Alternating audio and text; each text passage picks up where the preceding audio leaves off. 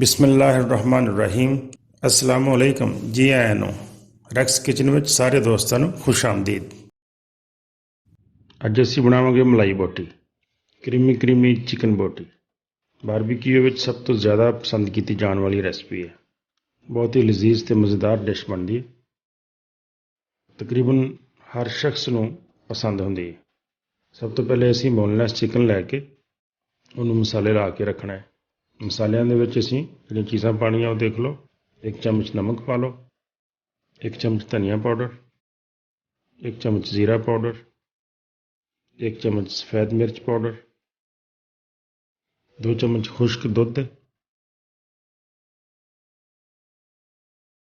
2 मिर्चां बरीक क्रश कीतियां हुई, 2 चम्मच अदरक लहसुन का पेस्ट,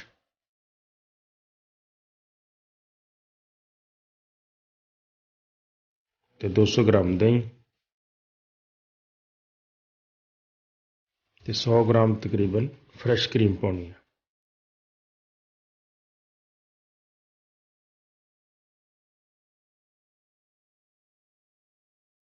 ते थोड़ा जिहा हरा धनिया पा के इस सारे मसाले नूं असीं अच्छी तरह मिक्स करांगे।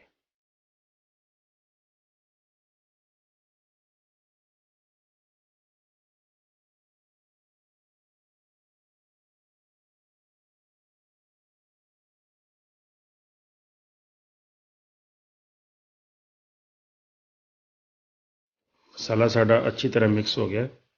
हुण असीं इहनूं कम से कम रात भर वास्ते रख देंगे। जिन्नी ज़्यादा देर पिया रहेगा उन्ना ही अच्छा टेस्ट बनेगा और मसाले बहुत अंदर तक रचे हुए होंगे। तो कम से कम 5-6 घंटे तो जरूर रखना चाहिए। तो हुण अगला दिन शुरू हो गया तो असीं अगला मरला शुरू करते हैं। इहदे विच असीं सारियां बोटियां नूं सीखां ते इस तरह परो लांगे। एक एक करके बोटी तुसीं परोंदे जाओ।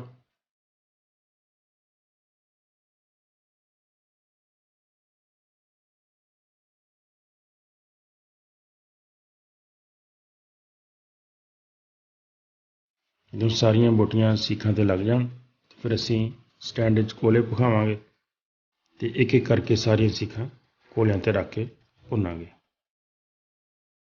बड़ी ज़रूरी ख्याल रखने वाली गल यह है कि कोयले ज़्यादा भखे नहीं होने चाहिए, कोयले मध्यम होने चाहिए। अगर ज़्यादा कोयले तेज़ होए तो साडियां बोटियां उत्तों सड़ जाणगियां ते अंदरों कच्चियां रह जाणगियां।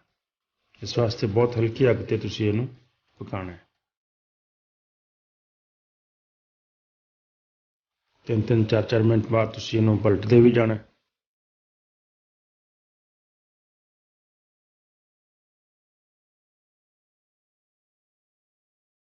इस तरह सारियां एक एक बारी पलट दो। 3-4 मिनट बाद दोबारा दूसरी साइड पलट दो। साडियां बोटियां गोल्डन होनियां शुरू हो गई। हुण जिहड़ा साडे कोल मसाला बचिया सी असीं बुरश नाल थोड़ा थोड़ा मसाला वो भी लगा दिंदे हां। दोनों साइडां ते थोड़ा थोड़ा मसाला इस तरह ब्रश नाल लगा दिओ।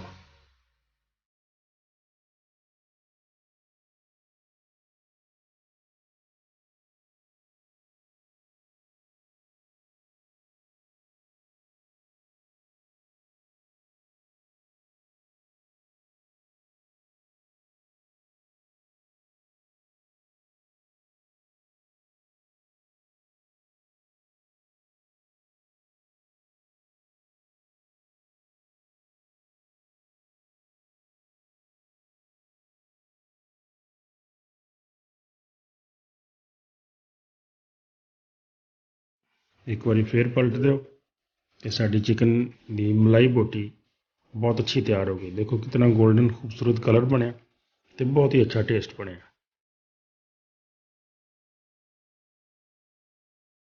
बड़ी मज़ेदार मलाई बोटी तैयार हो गई है। इसी तरह ही इन्हूं गरम गरम सर्व करो।